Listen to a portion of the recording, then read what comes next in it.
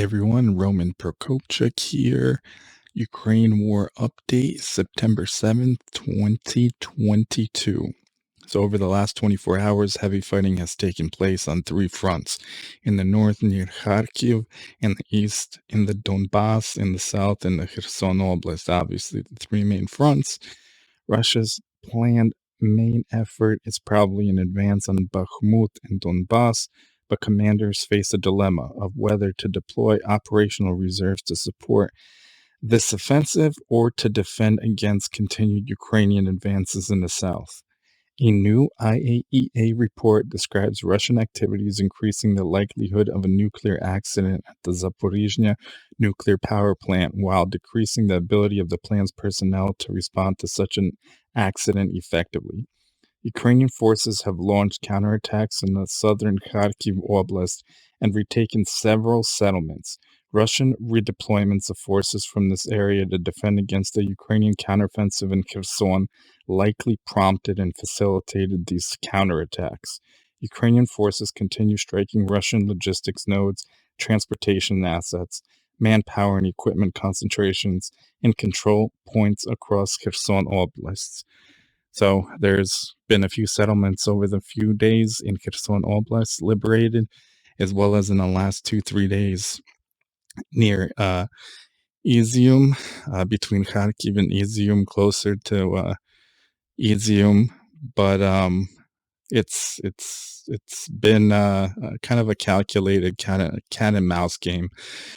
I think keeping the counteroffensive in Kherson under wraps somewhat and kind of hyping it up before it happened, it forced Russia's hand to move reserves and other equipment from the area by Izium and in the Kharkiv Oblast to the south. Now, obviously, Ukraine knew logistically that they moved those reinforcements, and it looks like they figured out where the weaker points were and made calculated moves against those points. So, actually, within Kharkiv itself, you see over here by the M3. So, you see this area right here by Chepin, Zaliman, Nortsivka, this area right here, and obviously Volhyv Yar over here, Volhyv Yar, that was supposedly liberated as well. So this gray area, this area within here, you can see some of the things going on and that have happened. So all this white space within the last 2 days. And it's ongoing.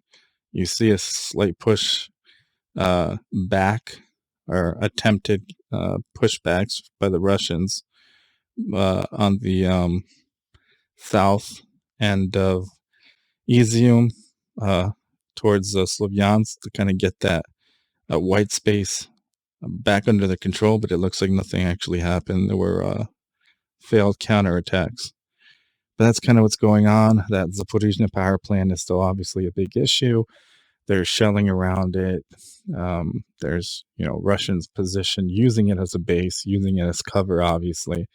So, anything can happen. Obviously, back in the day, Chernobyl happened in Ukraine, and the Soviet Union tried to cover that up like nothing happened. And, as a result, you've had a lot of, births where with defects, different cancers, things of that nature within that area. Obviously, it's a no-go zone, but I was 2 years old when it happened. I was still in Ukraine, so the possibility of that happening will, potentially impact Europe even more. So that's not obviously off the table, something that Russia can pull or use as a bargaining chip, or obviously try to blackmail. Like, if you don't, move out of this area, if you don't secede this, that, or the other, something, we'll blow the plant up. It's, foolish. Obviously, it serves no purpose, but obviously it can still be done. Just like, yesterday Russia shut off the Nord Stream pipeline to Europe and basically using it as a bargaining chip, saying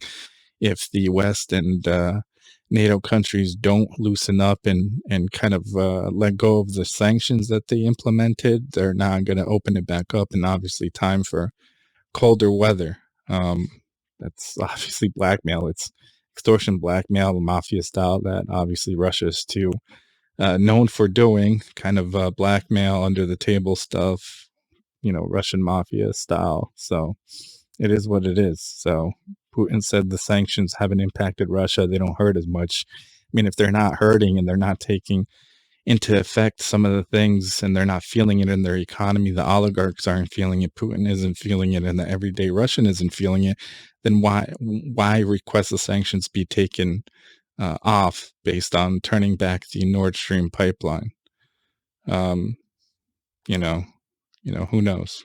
Obviously, I think it is impacting things. So that's kind of what's going on in the last week or so. There's been about 12 settlements liberated in the Kherson Oblast as well around Kharkiv. The Kharkiv push is continuing.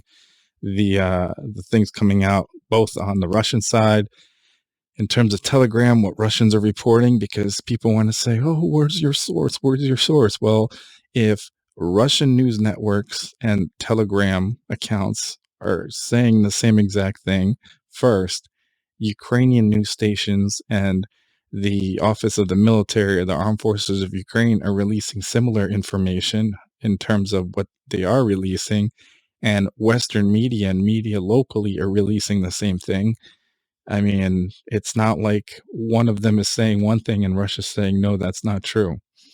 It's an ongoing thing going on. And apparently also there's been pictures of today, the most, I guess, POWs captured since, months on the Ukrainian side around Kharkiv. A large amount of Russians have either surrendered, have been captured within fighting. They, gave up. And I believe the highest rank, there's been a lieutenant colonel captured today in one of the areas around Kharkiv. So obviously, it's pretty interesting day to day seeing the advancements and with what Ukraine does have. Ukraine has all the Western supplied arms and ammunition, but obviously need more manpower and obviously utilizing it, getting trained up on advanced weapon systems from the West, things of that nature. But it looks like in the last 2 weeks, there's been a consistent push from being on the defense to being on the offense. So as soon as new things come out, I'll be sure to share them. Be sure to follow, like, subscribe, give feedback. I really appreciate it. Thanks for listening, and I appreciate everybody's support. Slava Ukraini, Heroyam Slava, Slava Nazi, Slava Bohu. God bless.